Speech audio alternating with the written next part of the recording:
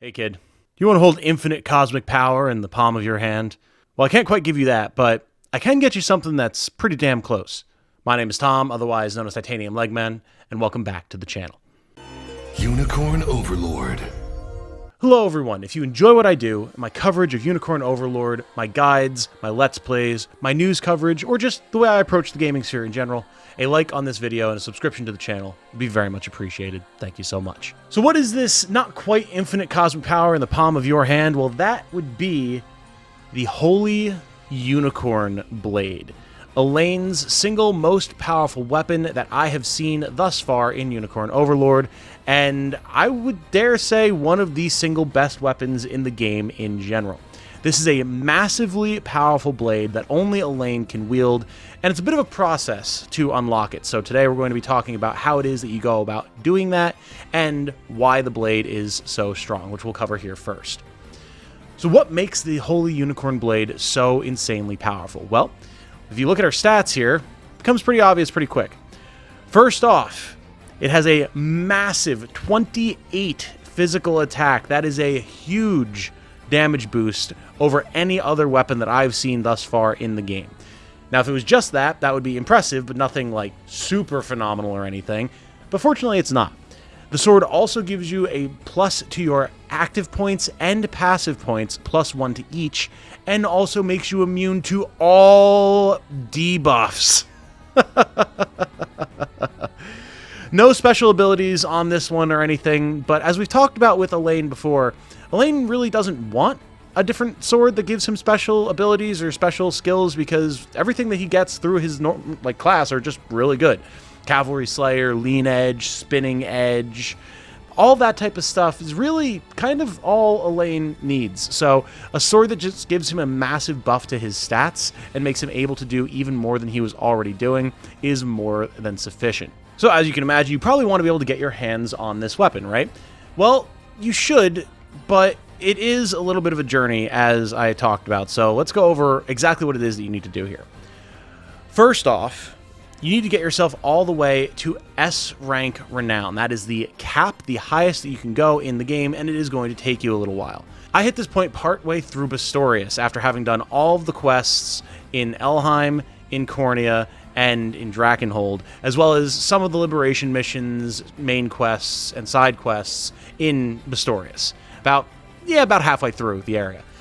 I also did some auxiliary battles, turned in plenty of extra resources at various different towns throughout all of the different countries, things like that, and then I was able to hit S rank. You will probably be able to hit this earlier if you do some dedicated grinding, get a bunch of renown through doing auxiliary battles, things like that, but you don't really need to, because it's not like just hitting S rank is what's going to get you the sword. It's just the first step. The second step is that you need to go and visit the Royal Mausoleum in Cornea. This is an area that you've probably seen if you've been thorough with your explorations of the region as early as potentially before you even rescue Scarlet in Cornea.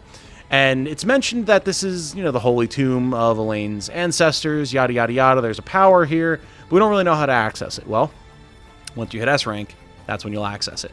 Joseph will point out that you should be powerful enough to go to the tomb and claim your birthright there.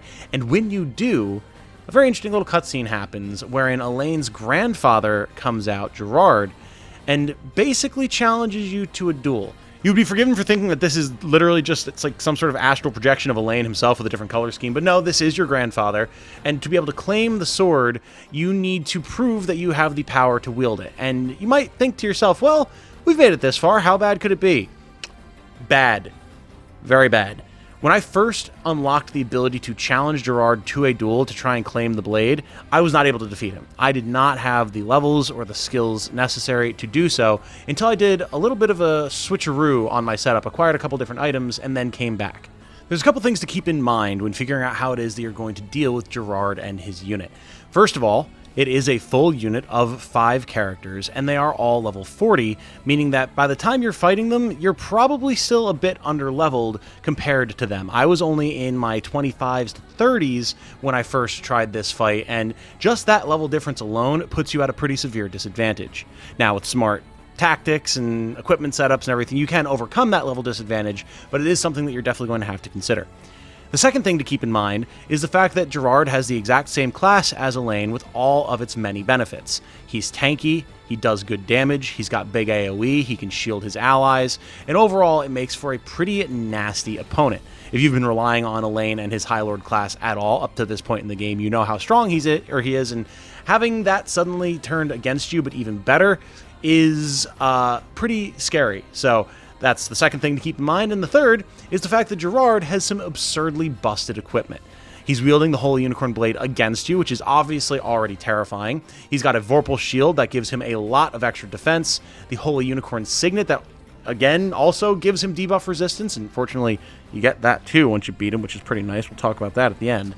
And then he has an Amethyst Pendant that just on its own gives him +1 active and passive points. So he's coming in rocking a full 4 AP and PP, and his team is nothing to joke about either. He's got a Great Knight, he's got a Vanguard, a Sorceress, and a Sergeant, and they're all either going to be dealing big damage to your team or covering their allies very, very effectively. The final thing that you need to keep in mind is that you can't just simply overcome Gerard. Like, you don't just win by having your team have more HP at the end. You have to fully clear them in one round of combat, like you're trying to clear the mercenaries that hang out around forts to get that 2,000 gold from them, or random roaming enemies to get the 1 or 2 honor from them, right? Same type of deal.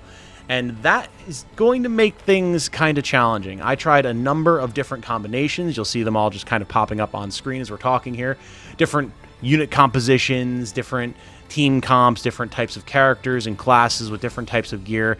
And nothing was really working until I got my Trinity Reign setup going. Now, this is something that deserves its own video, and it will be getting its own video, but it is an insanely busted setup, basically a combo, wherein I can activate the very, very powerful Trinity Reign skill instantly and with a big power boost.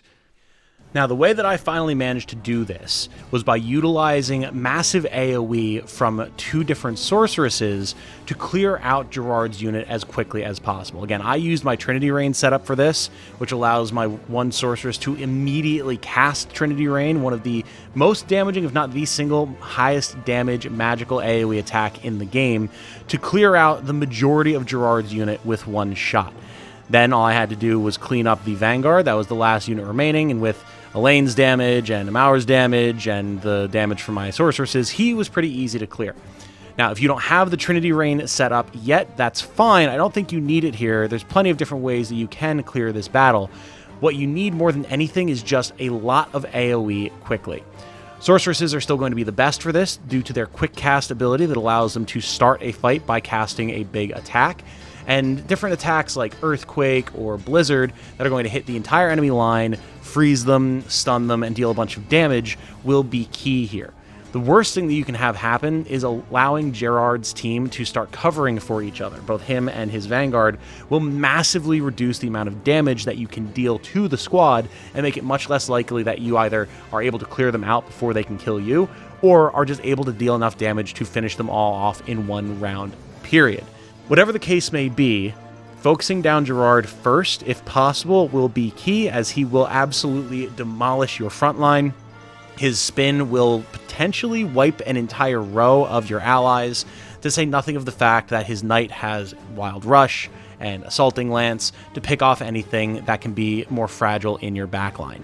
If you need to, having Thieves to absorb blows is absolutely a viable strategy. Blinds are also good here. They won't affect Gerard, but they will affect the rest of his squad, so that absolutely helps.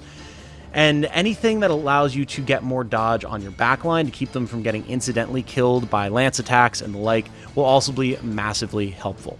Basically, the faster you can get your attacks out and the more likely you are able to dodge Gerard's attacks, the better off you will be. Once you are able to successfully AoE down the squad, they will acknowledge your victory and your strength, and they will give you the Holy Unicorn Blade, the Signet, and 50 honors, which is a nice little bonus. As we mentioned, the blade is absurdly powerful. It can only be equipped on Elaine, but there's really very little better that you're going to want on him at this point. Just the AP and PP and the debuff immunity alone make it worth it, as say nothing of the damage. The Signet Ring will be redundant on Elaine, seeing as how that also provides debuff immunity, but it will be a great piece for any of your other squad leaders or any particular important units in any given squad that you want to make sure don't get debuffed. For me, something like, say, Bruno would be great because of his ability to deal a ton of damage, but his general vulnerability to things like blinds, stuns, etc. And then, of course, the honors, getting 50 honors to just promote any unit you want, or maybe a couple of different units that you want, is awesome. You won't need it for probably anyway, getting the squads up to 5, but I mean, maybe you will. Maybe you will by the time you do this. You might still have a couple squads at 4. Either way, it's a very nice little boost. And that is how you get the Holy Unicorn Blade, what I imagine is, again, one of, if not the best weapons in the game. It's a little bit of a shame that it's locked to Elaine, but I mean, he is the hero. You're probably using him. You're going to want him to be pretty strong, so being able to put potentially the best weapon in the game on him is pretty great. If you need further help about actually clearing Gerard's squad, please do strike up a conversation in the comments or in my Discord, or in a couple of days here, I will have my Trinity Reign video out as well, so you can check that out, see how that setup works exactly, and then copy that and use it to beat Gerard if you need to. If you've already cleared this side quest and acquired the Holy Unicorn Blade for yourself, let people know in the comments how you did it, so that if anyone's looking around and needs some help, they can draw some inspiration from there. And hopefully you'll all be able to pick up this blade for yourselves, because it is pretty damn awesome. With that said, though, I'm going to wrap this one up here. My name has been Tom, otherwise known as Titanium Legman. Thank you all so much for watching. I do very much appreciate it. I hope you all have a good night. Stay safe and healthy out there. And remember, be good to each other. Bye now.